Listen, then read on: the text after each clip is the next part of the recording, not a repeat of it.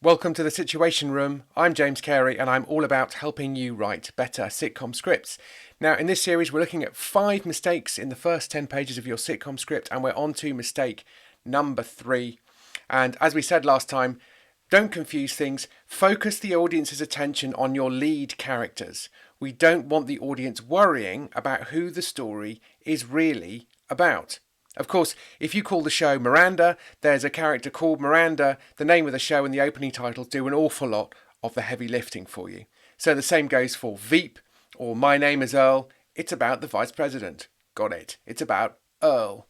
Right. So far, so clear. But even here, it's easy to slip up as you make a mistake.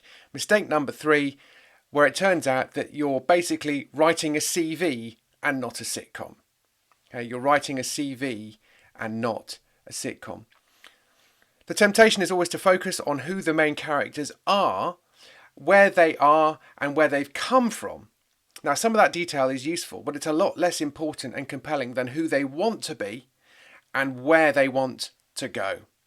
The desires and dreams of your characters will probably tell you a lot more about their personality than their past. And their present situation will be obvious to see from the surroundings and the status. So that's going to be clear from the way people interact with them. We'll be able to see that. So you get lots of subtle clues along the way, and therefore you don't really need to give as much backstory as you think you do. Now, if your character, say, is a wannabe philosopher poet, well, great, okay, let's see them trying it out. Let's see their flat or their work colleagues demonstrate how likely that goal is to be attained. Even better, they think they already are a philosopher poet and that the world is all wrong and doesn't understand them. Now, what we don't need to know is what exams they've passed, what they've been doing for the last 10 years, and a list of ex-girlfriends or boyfriends or whatever, unless it's strictly relevant to the plot going forwards. So, what did Captain Blackadder do before he ended up in the trenches of World War I?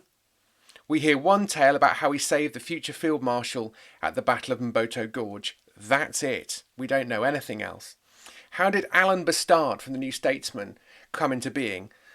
We don't really care. We just know that he exists and that he rings true and that he's only interested in using the fig leaf of Thatcherism to promote himself and his own selfishness.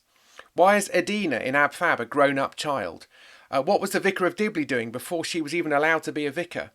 What is Father Ted doing on Craggy Island? What did he do? Why has he been banished in this way? What about Father Dougal?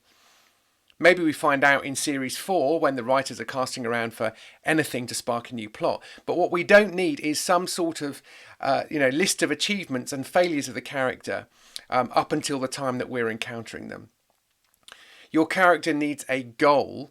We don't need to know where they've come from. We need to know where they're going, or at least where they're truly longing to be. Everything they do and say will be subsumed by that uber goal. All their mini quests are taking steps along that road, even though they always end up back at the beginning. So you're not writing a movie, you're not writing a murder mystery, and you're not writing a CV, or a resume, as the Americans call it.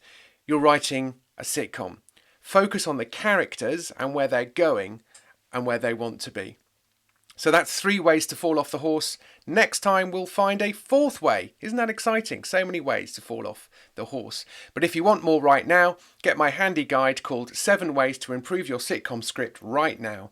Click for the link for that below in the notes, and please subscribe to these videos and share them. That would be great, because we all want better sitcom scripts. Anyway, see you next time.